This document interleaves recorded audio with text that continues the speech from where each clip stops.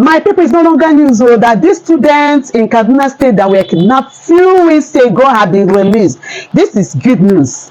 But the governor of Kaduna State shocked Nigeria. You know, many people were asking, did Kaduna government pay any ransom before these children were released? This governor picked offense. The man said, Nigeria should rest.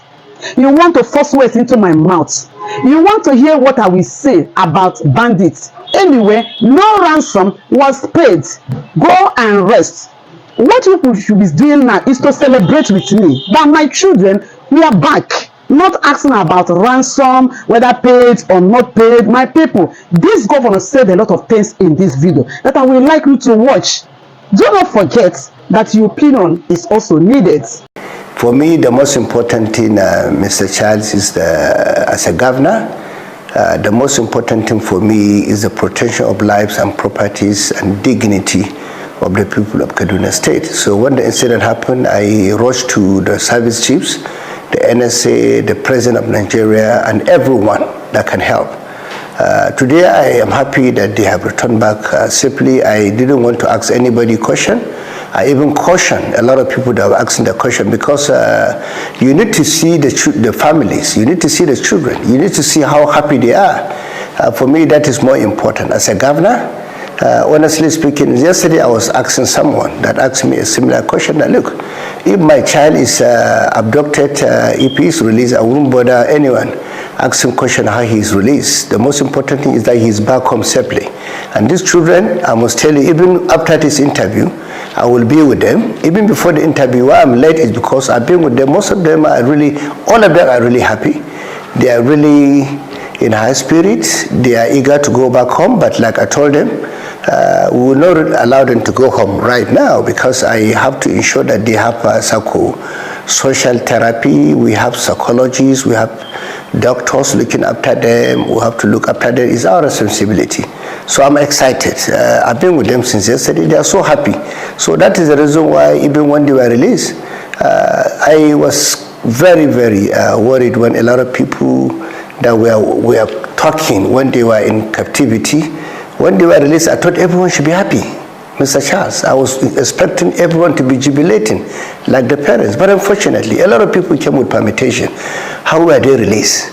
Was there any gun battle? Was there any battle between the military and the bandits? For us in Kaduna, what's more important, our children are back home.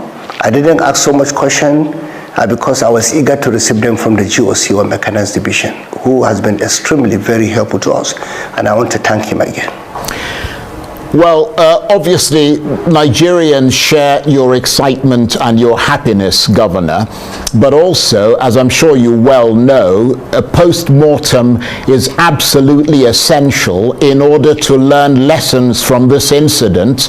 And if there was a gun battle, that would have been a traumatic experience for the children who were released. That would form part of their therapy, and we would learn lessons from it, wouldn't we? Mr. Charles, as I'm speaking with you, honestly speaking, in the next 15 minutes, I will be with the children. They are all excited. They are waiting for me.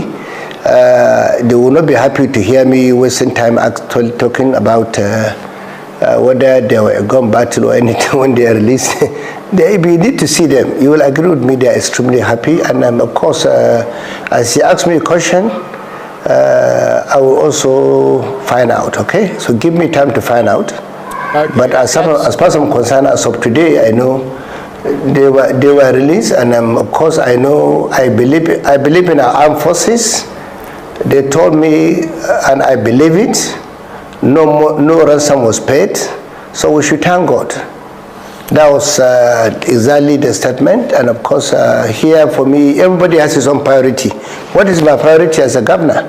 Is to get my children back, and they're back. That is my priority for now. And I'm happy, I thank Almighty Allah, they're back.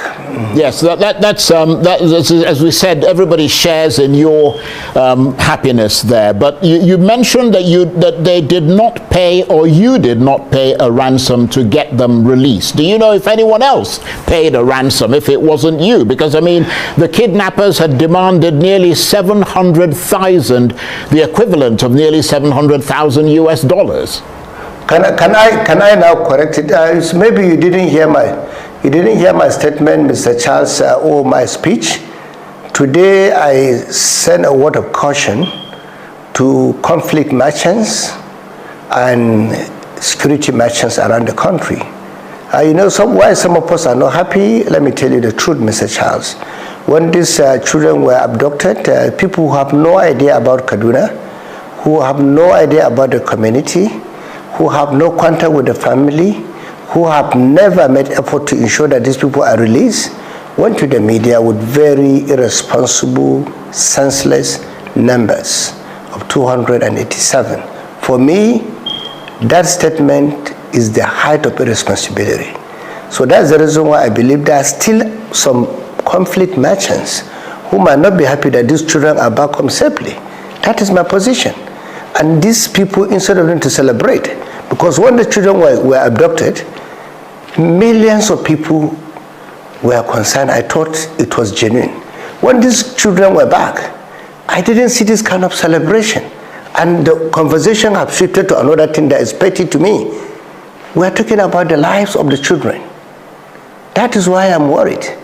And the same characters that went to the media talking about 287, I thought by now they should now be ashamed of themselves because the children are back, and they told the whole world that only 138 were abducted. But guess what, Mr. Charles? A few days ago, some conflict merchants and insecurity merchants were in the media, including foreign media, spreading lies, propaganda, everything, that 287 children were kidnapped in Kaduna. Can we now call those characters that were doing such kind of propaganda as far back as 3 days ago? I would call them media, the journalists. Some of them say they are experts. How can they be experts? Working on speculation, working on propaganda, working on hearsay. A trade expert should rely on facts and figures. That means they are not expert. I call them insecurity merchants. And by the grace of God in Kaduna, we will never hear something like this. Let me draw your attention to Kajuru incident. Once some people went to the media and said 87 people were kidnapped in Kajuru in Kaduna State. Let me also make it clear to you, that was also a figment of their imagination. There was not any 87 people that were kidnapped in Kajuru. I must tell you today, I'm still laughing at them. Okay, well, I'm the governor. Just like I was laughing at them.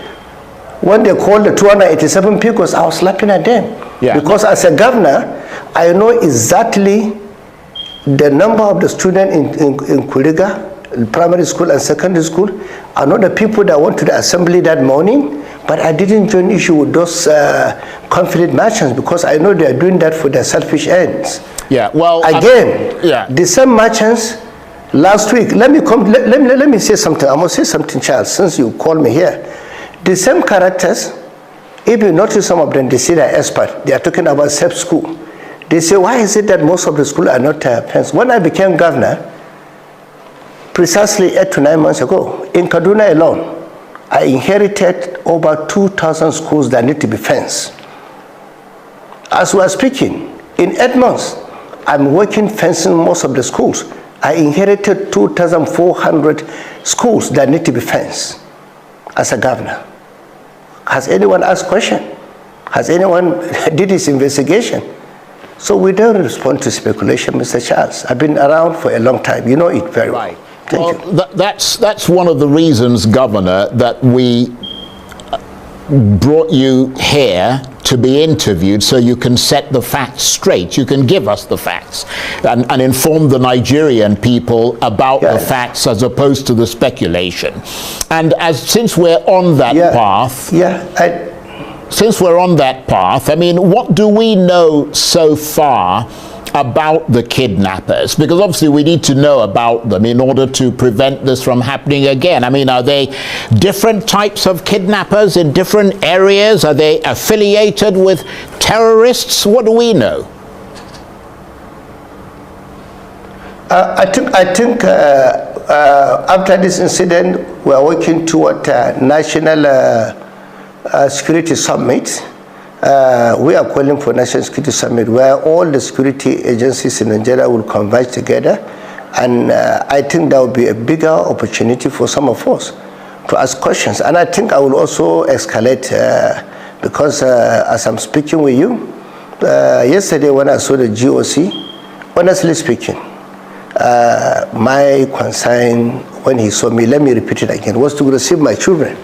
I probably will have asked him the question, but at least I will try and ask questions again on those issues. But as a governor, like I said, everybody, journalists have their priority, governor has his priority, just like a medical doctor has his priority.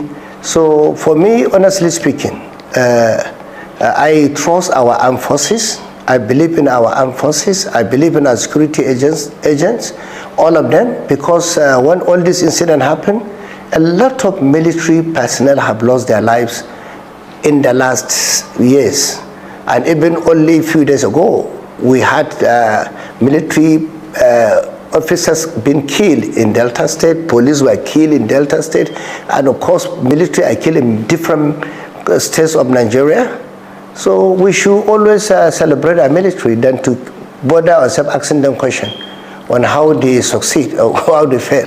Thanks for watching. Bye.